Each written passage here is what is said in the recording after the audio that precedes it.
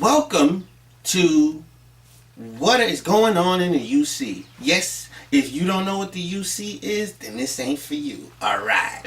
Okay, so what the heck is going on in the UC? The UC was created to be a solution to the problems in the world. Yes, it was. But then the world crept in to the UC and poisoned the UC. Yes, it did. But the UC, as is a microcosm of the entire world, what do you expect the poison to not get in? It's going to get in, and we are going to defeat it. Who's going to defeat it? UC members. No, actually, not UC members. Children of true parents. Children of the Lord. Okay? We are going to defeat it. We're going to defeat it right inside here. And yes, the problems have come in here. And yes, are they welcome?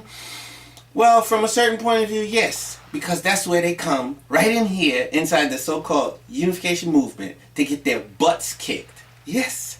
And if they don't come here, then they go and get emboldened by people who don't know how to kick their butts. But we do. At least in theory. Now, what is the problem? The problem is mankind inherited the lack of love of the angel. And we know that that inheritance took place through the mechanism of sexuality. Yes, it took place through the mechanism of sexuality. And we inherited lack of love. Okay? That inheritance took place through sexuality. That inheritance is passed on. Lack of love is passed on from generation to generation and generation through sexuality. What kind of sexuality? Well, satanic sexuality. That is sexuality that is cut off from the providence of God, cut off from the authority of God, cut off from the grace of God. So, all of us come from stolen sperm and stolen egg, especially, first generation church members. You know, the whole concept of a blessed child is that, you know, here you have a child who does not come from stolen sperm and stolen egg. For example, Jesus did not come from stolen sperm and stolen egg.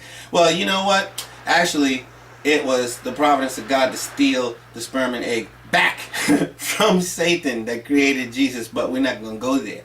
Okay? But Jesus is sinless because of that. That means, you know how the Bible says we are born in sin and shaped in iniquity? Well, let's talk about born in sin. Born in sin means that, hey, well, you know, your mom and daddy basically did not put the sperm and egg together under the blessing of God.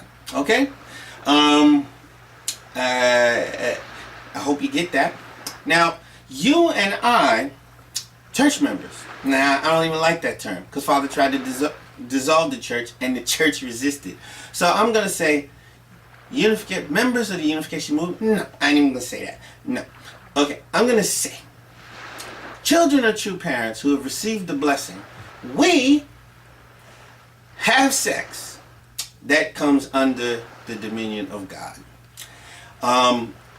We also are being given the most valuable thing ever to be created. Okay? The most valuable thing ever to be created was human beings. And we are not only loved in that we were created as human beings. Sure. But we were loved because we were loved in that we were created from conception under the dominion of God. Sexuality that came under the dominion of God. Blessed children can say this. It is extremely hard. No, excuse me. It's impossible for a first generation person, so-called someone who came from the outside. Why? Because there is no concept of being born through God's tradition in the satanic world. There is no concept. The whole concept of sexual love in the satanic world is self-centered. So there is no concept. Okay? That's why Ruth is one of Jesus' ancestors, by the way. Because her concept of sexuality was not self-centered. Okay? Also, you know, other women who were seen as adulterous their victory was that their concept of sexuality allowed Jesus to be born, and their concept of sexuality was not self-centered. It was centered on God. It was done for the will of God.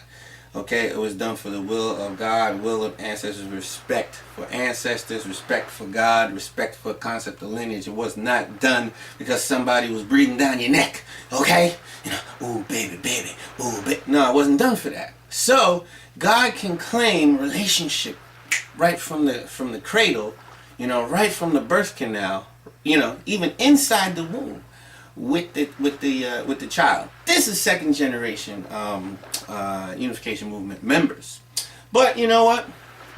Them kids, many of them, they don't even know who the heck they are. Okay? Because we're dropping the ball. We're not telling them that. We're not telling them that, you were not born in sin. We're not, clarifying what it means you were not born in sin. Okay? We don't celebrate the way in which we create blessed couple.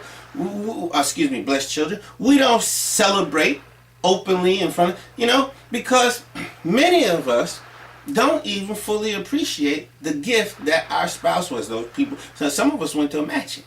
Some of us got an actual spouse who represent the child of true parents. Okay? From the LSA. You know what I mean? And, I don't care if this person got an attitude problem. I don't care if this person got a big nose. I don't care if this person got, one pimple for every star in the sky. This person is the most valuable thing that God could give you. Okay? Do you know anything more valuable than a human being? Did this person cheat on you? Because if you have a spouse that has not cheated on you, you have intact, in your possession, by the grace of God and your spouse and their ancestors, you have in your possession the most valuable thing.